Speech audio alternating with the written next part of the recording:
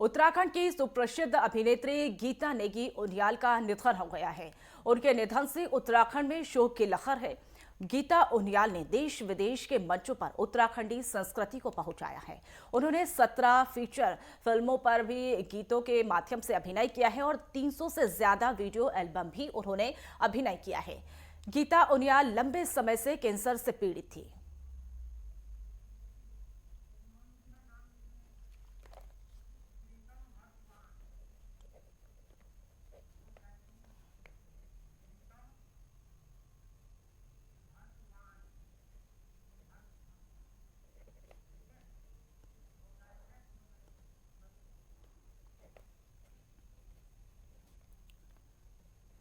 इस खबर पर और अधिक जानकारी के लिए हमारे साथ लोक गायक प्रीतम भरतवान हमारे साथ जुड़ चुके हैं।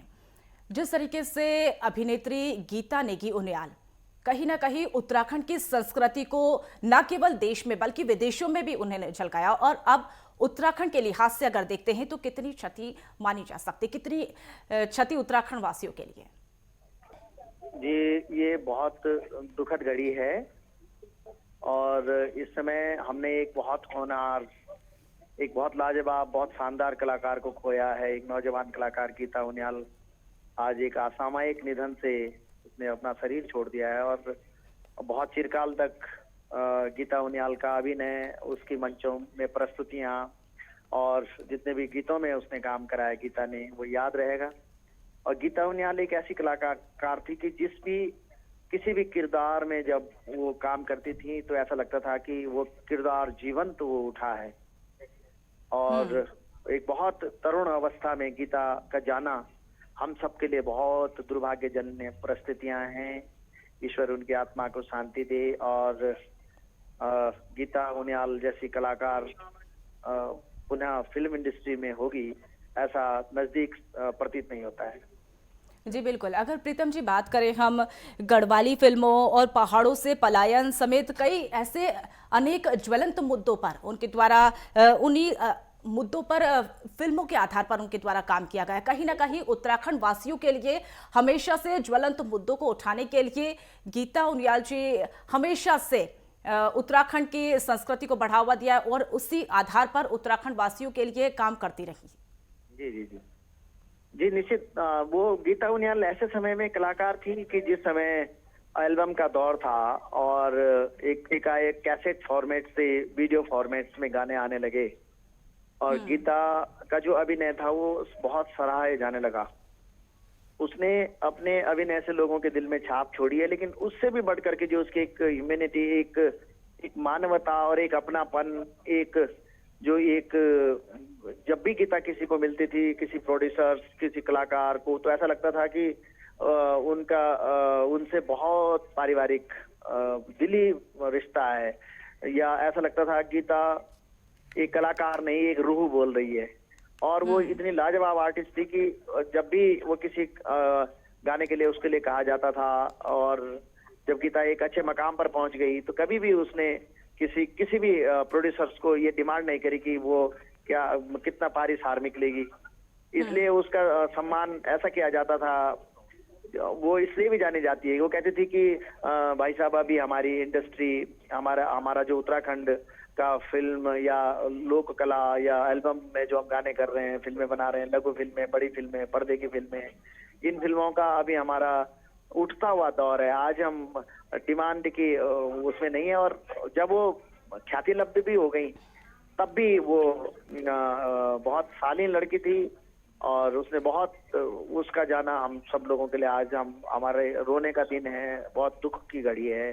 छोटी बच्ची, एक 3 साल की, उसकी 3.25 साल की है, एक बच्चा है, उसके हस्बैंड एडिटर है और वो है कैमरामैन है। तो इस समय कुल मिलाकर के आज हम सब उत्तराखंड के लोक कलाकार बहुत दुखी हैं। भारी मन से आपको मुझे इंटरव्यू देना पड़ रहा है। जी जी बिल्कुल प्रीतम जी, आप हमारे साथ बने रहिए। और इसी बीच हमारे साथ रजनीकांत सेमवाल सिंगर हमारे साथ जुड़ चुके हैं। बहुत बहुत स्वागत है सर, सबसे पहले नेटवर्क 10 पर आपका।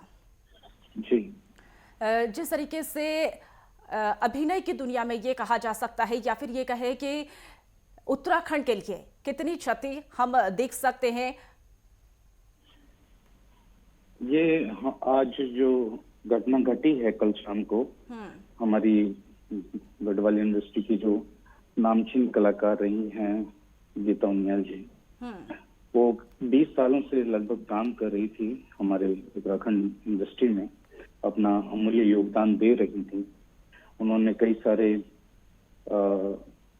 गीतों में वीर और माधो सिंह भंडारी में कई बार उन्होंने शानदार अभिनय किया था, और कई सारी फिल्में, मेरू गाँव, खैरी का दिन, जय मां धारी देवी, तो तमाम वो काम करती जा रही थी। और 3 सालों से वो एक गंभीर बीमारी से भी जूझ रही थी। उसके बावजूद भी वो जिस जीवटता के साथ उन्होंने अपना काम किया, अपने उत्तराखंड की संस्कृति के लिए काम किया, वो हमेशा उत्तराखंड के जो आम जन है उनके दिलों में बसेगा।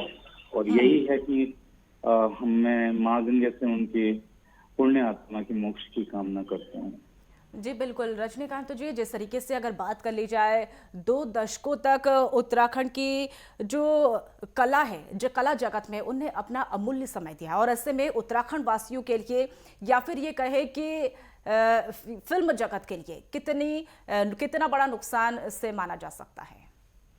देखिए, जो भी कलाकार जुड़ा होता है अपने उत्तराखंड की संस्कृति से, भारतीय संस्कृति से, उसका जो भी योगदान होता है वो बहुत अमूल्य होता है। उसकी भरपाई कोई दूसरा कर ही नहीं सकता है। तो गीता जी का जाना ऐसी हमारे लिए क्षति है जो कोई नहीं भर पाएगा। बस हम तो यही चाहेंगे कि हम उनके जो आदर्श थे, उन्होंने जो हमारे इंडस्ट्री के लिए काम किया, बस हम उनको आगे, उनके कामों को आगे बढ़ाएं। यही सच्ची श्रद्धांजलि होगी कि हम उनके कामों को लगातार आगे बढ़ाते रहें। यही हमारी सच्ची श्रद्धांजलि। जी बिल्कुल रजनीकांत जी, जिस तरीके से नम आंखों से हर कोई आज उत्तराखंड वासी हो या फिर फिल्म जगत का कलाकार हो या अभिनय करने वाला हो, हर कोई नम आंखों से उनको श्रद्धांजलि अर्पित कर रहा है। और ऐसे में अगर हम उनके उन दशकों की बात करें जब जो ज्वलंत मुद्दे थे, जो उनके द्वारा फिल्मों में के द्वारा दर्शाए गए थे और हमेशा से उत्तराखंड को लेकर या संस्कृति को लेकर वो बढ़ावा देती थी। हेलो जी रजनीकांत, आवाज आ रही है आपको? हाँ, आ रही है।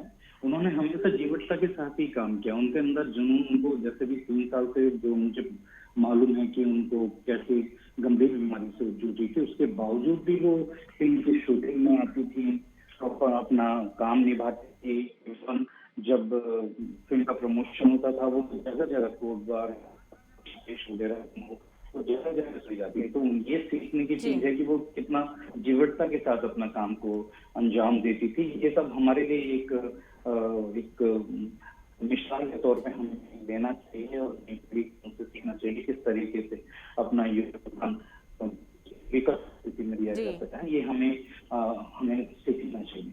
जी बिल्कुल, लोक गायक प्रीतम भरतवाण और लोक गायक रजनीकांत सेमवाल, आप दोनों हमारे साथ जुड़े, इसके लिए बहुत बहुत धन्यवाद।